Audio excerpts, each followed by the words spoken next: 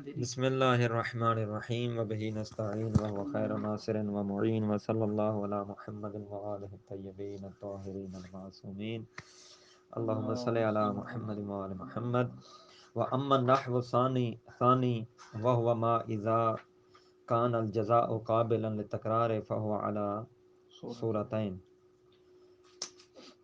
الی آخر۔ بحث ہماری چل رہی ہے قبلہ اس مورد میں جب شرط متعدد ہو اور جزا کیا ہو، ایک ہو، ٹھیک ہے نا جی۔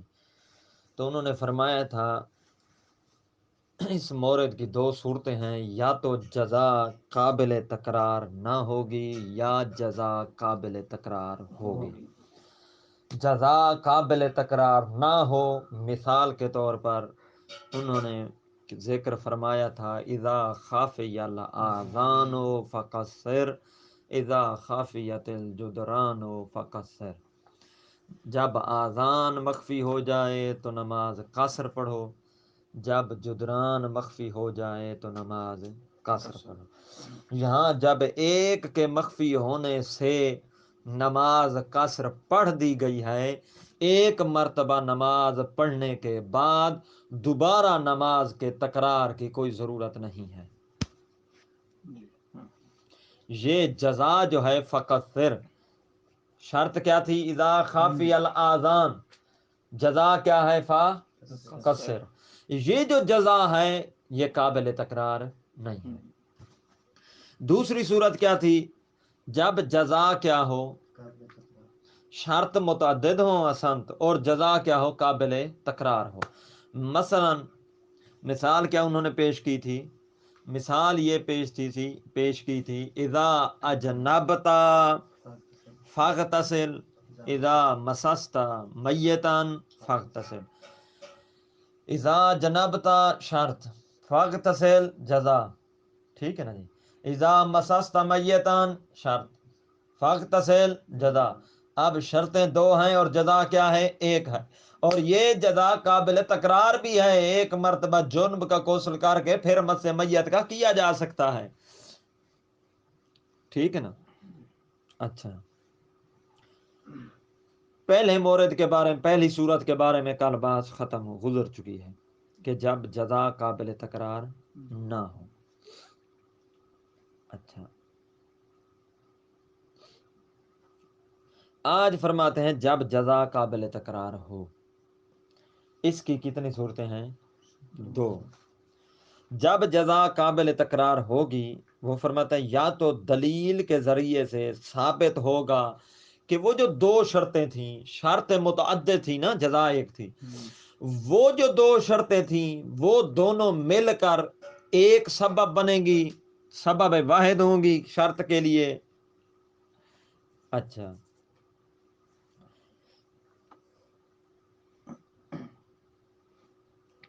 یعنی دونوں اکٹھے پائی جائیں گی تب جا کر جزا متحقق ہوگی۔ تو ہر دو شرطوں میں سے، ہر دو میں سے ایک جو ہے وہ جزء سبب قرار پائے گی، دونوں مل کر ایک سبب بنے گی۔ دونوں مل کر جب ایک بنے گی تو دونوں میں سے ہر ایک مستقل سبب نہیں ہوگا، سبب کا کیا ہوگا؟ جز ہوگا۔ جیسے کل بھی انہوں نے ایک مثال بیان کی تھی، ویسے سمجھانے کے لیے کہہ رہا ہوں، نہیں تو وہ جزا قابل تکرار نہیں ہے، ٹھیک نا۔ اذا خافی الاذان والجدران، دونوں کو انہوں نے وہاں بھی کیا کیا تھا؟ دو شرطوں کو اکٹھا کر کے ایک ہی سبب کرا، ایک شرط قرار دیا تھا، اور دونوں میں سے ہر ایک سبب کا جز بنا تھا۔ یہاں بھی ویسے کہہ رہے ہیں، یا تو یوں ہوگا یا نہیں۔ فرماتے ہیں دونوں شرطوں میں سے ہر ایک سبب مستقل ہوگی۔ اب جب دونوں میں سے ہر ایک سبب مستقل ہو تو سوال پیدا ہوگا کہ قاعدہ کیا تقاضا کرتا ہے کہ اب ان دونوں اسباب کے درمیان تداخل کر دیا جائے گا یا تداخل نہیں ہوگا؟ اگر تداخل ہوگا تو صاف ظاہر ہے تداخل کر کے ان شرائط کو ایک شرط بنا کے ان کی جزا بھی ایک لائی جائے گی۔ اگر ان اسباب کے درمیان تداخل نہ ہوا، قائل نہ ہوئے تداخل کے، تو ہر شرط اپنی جگہ پر مستقل ہوگی اور ان کے لیے جزا بھی الگ الگ لائی جائے گی. ٹھیک ہے نا جی. مصنف علیہ رحمہ کا کیا نظریہ ہے؟ مصنف علیہ رحمہ فرماتے ہیں کہ اگر کوئی تداخل پر دلیل خاص وارد ہو جائے تو پھر تو تداخل ہوگا. مثال کے طور پر جس طرح کے وضو کے اسباب میں ہوتا ہے. ٹھیک ہے نا. کیسے ری خارج ہوئی ہے، ٹھیک ہے نا، پیشاب بھی کیا ہوا ہے، نیند بھی کی ہے، ٹھیک ہے نا، استنجا بھی ساتھ کیا تھا، ٹھیک ہے نا جی. 3 کام کی ہیں لیکن وضو ایک کیا ہے؟ کافی ہے. تداخل ہو جائے گا نا ان سارے اسباب کے درمیان. کیا ہے؟ اسباب زیادہ ہیں. ری کا خروج، ٹھیک ہے نا، بول یا غائط، ٹھیک ہے نا، نیند، یہ سارے الگ الگ طور پر کیا ہیں؟ اسباب وضو ہیں، سبب مستقل ہیں، لیکن ان کے بارے میں کیا ہے؟ دلیل خاص وارد ہوئی ہے کہ ان میں کیا ہوتا ہے؟ تداخل ہو جاتا ہے. ایسا نہیں ہے کہ جو بندہ یہ تینوں کام کر چکا ہو وہ 3 وضو کرے، نہیں، ایک ہی وضو کافی ہے. اگر دلیل خاص کوئی وارد نہ ہوئی ہو تو پھر مصنف فرماتے ہیں میرے نزدیک کیا ہے؟ عدم تداخل ہے، تداخل نہیں ہوگا. جتنے اسباب اتنے جزائیں. مزید انشاءاللہ عبارت میں وَأَمَّا النَّحْوُ الثَّانِي وَهُوَ مَا إِذَا كَانَ الْجَزَاءُ قَابِلًا لِلتَّكْرَارِ. دوسری صورت اس مورد کی اذا تعدد الشرط واتحد الجزاء کی، وہ کیا ہے کہ جب جزا قابل، شرط متعدد تھی اور جزا ایک تھی، اور یہ جو ایک جزا ہے یہ قابل تکرار ہے. فَهُوَ عَلَى صورتین، تو اس کی 2 صورتیں ہیں، اس نحو کی 2 صورتیں ہیں. نمبر 1 ان یثبت بالدلیل ان کل من الشرطین جزء السبب، جزء السبب، فرماتے ہیں ثابت ہو جائے دلیل کے ساتھ کہ 2 شرطوں میں سے ہر ایک سبب کا جز ہے. ہر ایک مستقل سبب نہیں ہے، سبب کا جز ہے. تو جب جز ہے تو 2 جز مل کر پھر جا کر ایک شرط بنیں گے، ایک سبب بنیں گے. ولا کلام حینئذ، اس وقت مورد بحث یہ بات نہیں ہے، کوئی جھگڑا نہیں ہے اس میں کہ فی ان الجزاء واحد یحصل عند حصول الشرطین معا، تو ان دونوں شرطوں کے لیے ایک ہی جزا کیا ہوگی؟ کافی ہوگی. واضح.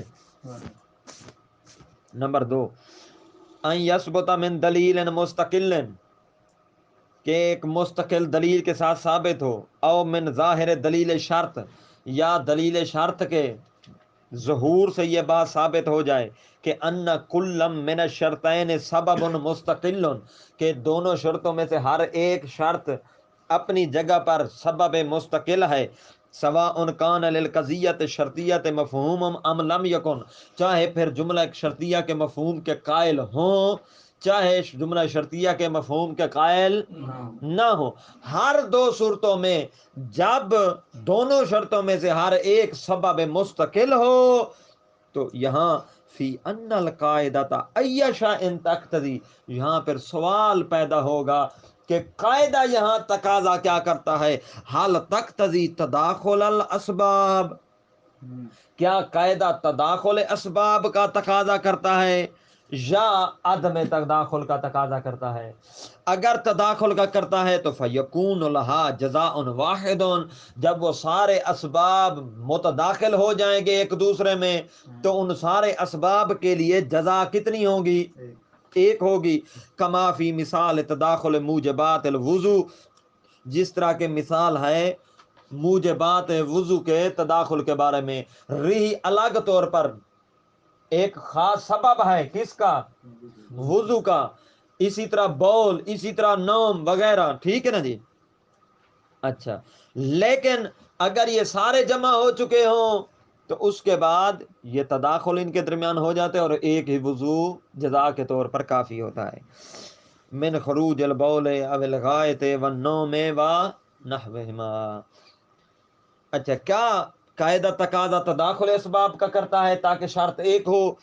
ام تقتضی عدم تداخل، یا قاعدہ عدم تداخل کا تقاضا کرتا ہے فیتکرر الجزا، اگر عدم تداخل کا تقاضا کیا، اگر قاعدے نے تقاضا کیا کہ عدم تداخل ہے تو پھر کیا ہوگا؟ فیتکرر الجزا بے تکرر شروط، تو شروط کے متکرر ہونے کے ساتھ جزا بھی کیا ہوگی؟ متکرر ہوگی.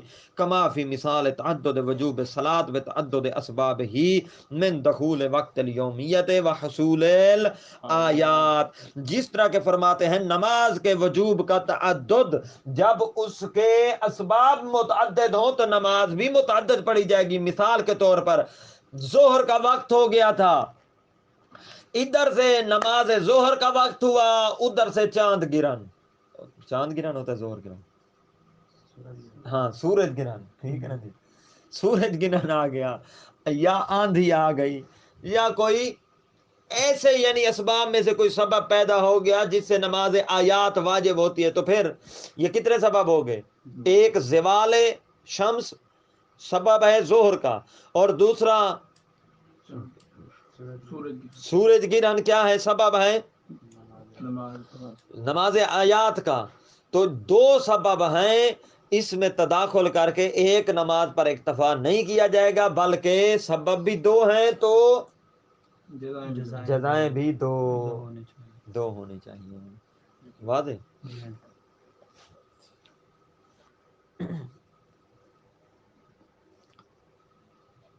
اب فرق ہو پتہ چل گیا. قاعدہ سوال ہو سکتا ہے اگر کیا فرق کیا ہے، منات کیا ہے؟ آپ جو کہہ رہے ہیں قاعدہ تقاضا کرے تداخل اور عدم تداخل کا، تداخل کا اور عدم تداخل میں پھر فرق کیا ہے؟ تو جواب یہ ہے کہ اگر تداخل کا قاعدہ نے تقاضا کیا تو کیا ہوگی؟ جزا پہلے آپ نے دینا تھا جواب، سنتے ہیں بیٹھے آپ، سن کے دیتے ہیں جواب تاکہ کوئی پہلے مجھ سے دے گا، ٹھیک ہے نا. اور اگر تداخل نہ ہوا، عدم تداخل کا تقاضا کیا تو جزا کیا ہوگی؟ متعدد ہوں گی. اقول ضروری نہیں ہے تو تین سبب آگے تو پھر جزائیں بھی تین. اقول یہ تو سوال تھا نا، کیا قاعدہ تقاضا کرتا ہے؟ سوال اپنی جگہ پر باقی کھڑا ہے، جواب شروع ہونے والا ہے. تفصیل کے ساتھ مصنف جواب دے کے تو جواب کی مقدمہ باندھ کے پھر اپنا نظریہ آخر میں دیں گے. مصنف فرماتے ہیں اقول، میں کہتا ہوں، لا شبہۃ فی انہ اذا وارد دلیل خاص علی التداخل او عدم ہی، اگر تداخل یا عدم تداخل پر کوئی دلیل خاص وارد ہو جائے، وہ دلیل خاص کہے، نص وارد ہو جائے کہ یہاں تداخل ہوتا ہے تو پھر تداخل ہوگا، نص ہو کہ یہاں تداخل نہیں ہوتا تو پھر تداخل نہیں ہوگا. واجب الاخذ بذلک دلیل، اس دلیل کو اخذ کرنا کیا ہے؟ واجب ہے. اما ما عدم ورود الدلیل الخاص، اگر کوئی دلیل خاص وارد نہ ہوئی ہو، کوئی دلیل خاص نہیں ہے کہ اس مورد میں تداخل ہے یا نہیں ہے، سوال اپنی جگہ پر باقی کھڑا ہے، تو جواب فهو محل الخلاف، تو یہی وہ مورد خلاف ہے. ہماری مورد بحث یہی ہے کہ جب کوئی دلیل خاص وارد نہ ہوئی ہو، یہ بھی یاد رکھنا، قرینہ موجود نہ ہو. ہاں جی. والحق، مصنف فرماتے ہیں اب میرا قول سن لیں، میرا نظریہ یہ ہے کہ جب دلیل خاص وارد نہ ہوئی ہو تداخل یا عدم تداخل پر، اس وقت ان القاعدۃ تقتضی عدم تداخل، تو عدم تداخل، تو اس وقت قاعدہ کیا کرتا ہے؟ عدم تداخل کا تقاضا کرتا ہے. واضح؟ تو عدم تداخل سے مراد کیا ہوا مدثر صاحب؟ کہ جزائیں ہوں. ہاں، جتنے شرطیں شروط اتنی جزائیں، ٹھیک ہے نا. بیان و ذالک، یہاں تک تو میرا خیال واضح ہے، بالکل کوئی چیز نہیں رہتی درمیان میں. بیان و ذالک، مزید اس کا عدم تداخل کا بیان ہم کرتے ہیں، ٹھیک ہے نا جی. ان لکل شرطیۃ ظہورین، کہ ہر شرطیہ کے لیے کیا ہوتا ہے؟ جملہ شرطیہ کے لیے کتنے ظہور ہوتے ہیں؟ یہ دو ظہور بھی ذہن میں رکھنے ہیں. نمبر ایک، ظہور و شرط، یہاں آپ کا امتحان آنا ہے اسی کے درمیان. ظہور و شرط فیہا فی الاستقلال سببیت، شرط کا ظہور جملہ شرطیہ میں، اس شرطیت میں استقلال سببیت میں ہوگا. کہ سبب کیا ہے مستقل ہے، کہ ہر شرط سبب مستقل ہے. یا تو جملہ شرطیہ میں شرط کا ظہور اس بات میں ہو رہا ہوگا کہ ہر شرط اپنا کیا ہے مستقل سبب ہے. ھذا ظہور یقتضی ان یتعدد الجزاء فی الشرطین فی الشرطیتین موضوعتین البحث. تو فرماتے ہیں یہ ظہور تقاضا کرتا ہے، یہ ظہور یعنی جب یہ ظاہر ہو کہ سبب مستقل ہے ہر شرط، یہ ظہور تقاضا کرتا ہے کہ جزا کیا ہوگی متعدد ہوگی. کس میں؟ ہر دو جملہ شرطیہ میں جو ہمارا موضوع بحث ہیں. فلا تداخل اس میں اسباب، یہاں اسباب کا تداخل جب سبب مستقل ہے شرط. دوسرا ظہور الجزاء فی شرطیت، جزا کا ظہور اس شرطیت میں اس بات میں ہو کہ ان متعلق الحکم فی ہے فی جزا صرف الوجود، کہ جزا میں حکم کا متعلق کیا ہے؟ صرف وجود ہے. ولما کان صرف الوجود لا يمكن ان يكون محکوما بحکمین، جب ایک وجود کے بارے میں یہ بات طے ہے کہ ایک وجود کے لیے ممکن نہیں ہے آپ دو حکم لائیں، ممکن نہیں ہے کہ آپ ان یکون وجود صرف الوجود ایک وجود کو محکوم کریں دو حکموں کے ساتھ، یہ ممکن نہیں ہے. تو فیقتضی ذالک ان یکون لجمیع الاسباب جزاء واحد، تو یہ بات تقاضا کرتی ہے کہ تمام اسباب کے لیے، تمام اسباب کو یکجا کر کے سبب واحد شمار کرتے ہوئے ان کے لیے جزا بھی وحکم واحد عند فرض اجتماعها، اور ان کے لیے حکم بھی ایک ہونا چاہیے جب ان کو ان کے اسباب کی اجتماع کے فرض کے قائل ہو جائیں. جب یہ فرض کریں کہ تمام اسباب اجتماع مجموعہ بن گئے ہیں، ایک بن گئے ہیں، تو ان کے لیے حکم بھی ایک ہوگا. فتتداخل الاسباب، تو اس وقت اسباب کیا ہوں گے؟ متداخل ہوں گے. ٹھیک ہے نا جی. اب سوال یہ ہے کہ بلا صاحبان آپ سے، جملہ میں شرطیت میں ظہور کی دو قسمیں ہم نے پڑھی ہیں. پہلا ظہور اس بات میں کہ مستقل ہوگی شرط، دوسرا ظہور اس بات میں کہ شرط مستقل سوری ایک ظہور کیا ہے شرط کا ظہور، ایک ظہور کیا ہے جزا کا ظہور. دو ظہور ہم نے پڑھے، پہلا شرط کا ظہور، دوسرا احسنت. مصنف کے قول کے نزدیک سوال یہ ہے، مصنف کے قول، مصنف رحمت اللہ علیہ کے قول کے نزدیک شرط کا ظہور کے ہم قائل بنتے ہیں یا جزا کے ظہور کے؟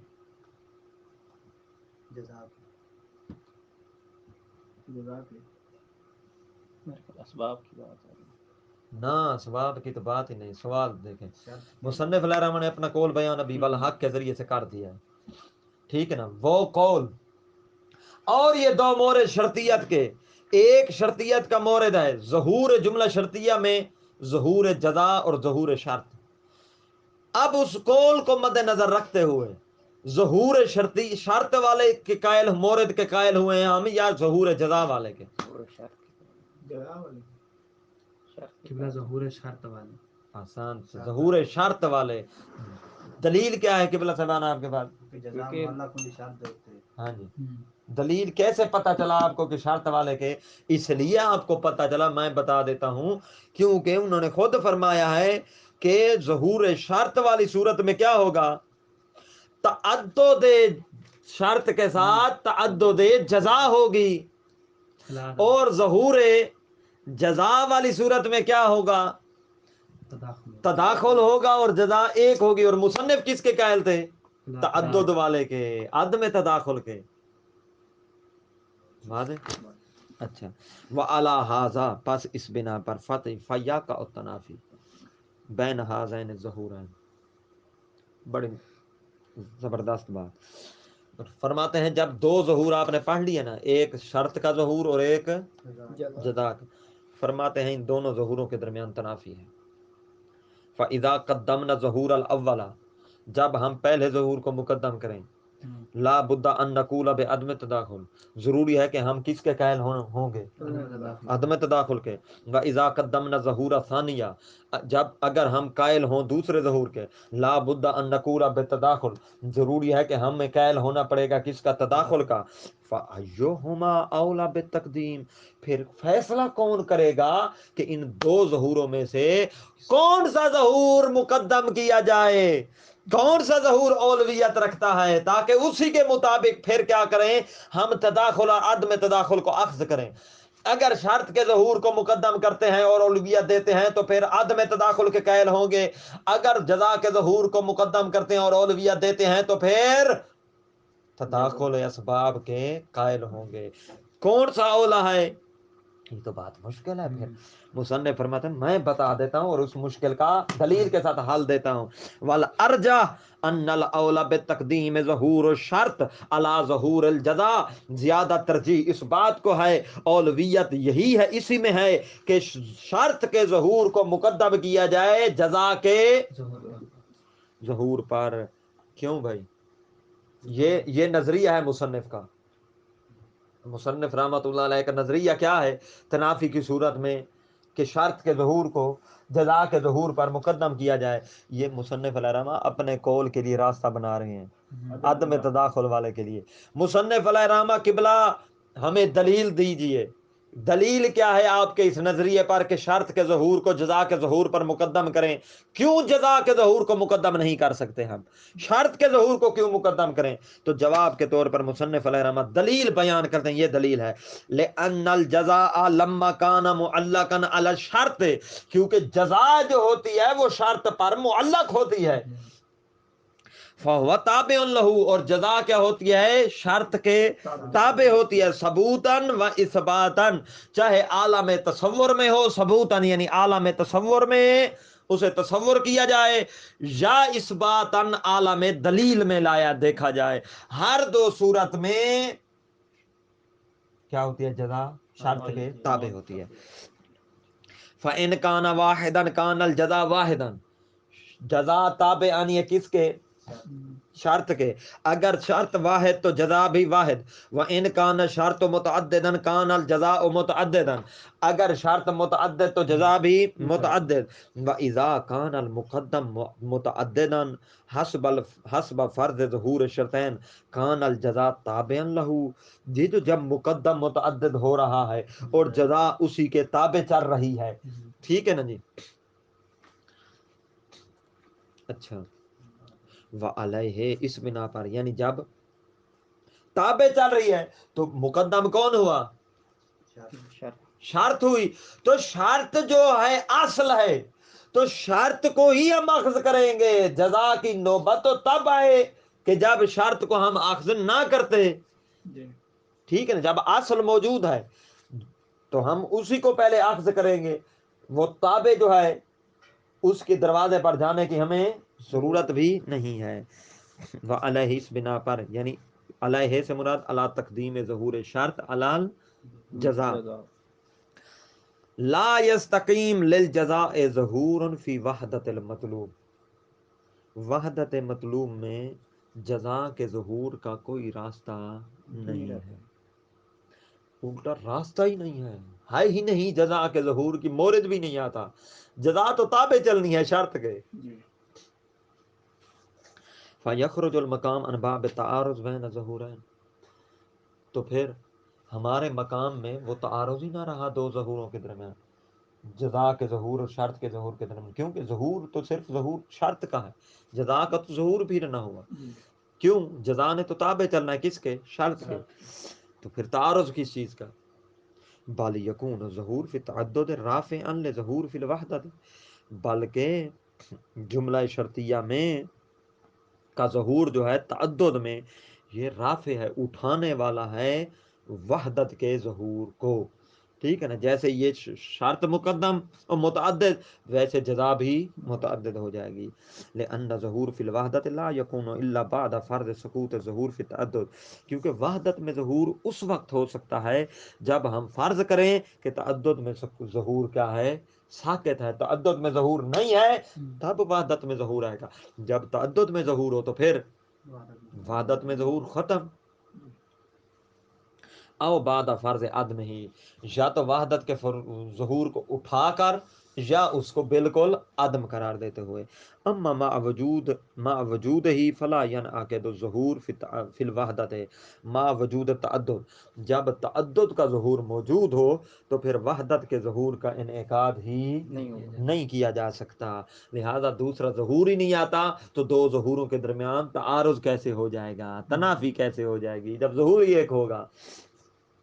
فالقاعدہ تو فی المقام اذن ہی یا عدم تداخل. یہ ساری بات جو آپ نے اب دیکھ لیا ہے ظہور شرط اور ظہور جزا کی، ظہور شرط کو مقدم کیا گیا ہے اور ظہور شرط کی بنا پر عدم تداخل بنتا ہے. لہذا قاعدہ اس مقام میں یہی تقاضا کرتا ہے کہ ہم عدم تداخل کے قائل ہو جائیں جب شرطیں کیا ہوں، متعدد ہوں. وہ مذہب اساطین العلماء الاعلام، اور یہی ہمارے بڑے بڑے بزرگوار علماء کرام کا نظریہ ہے. اللہم صلی علی محمد وآل محمد.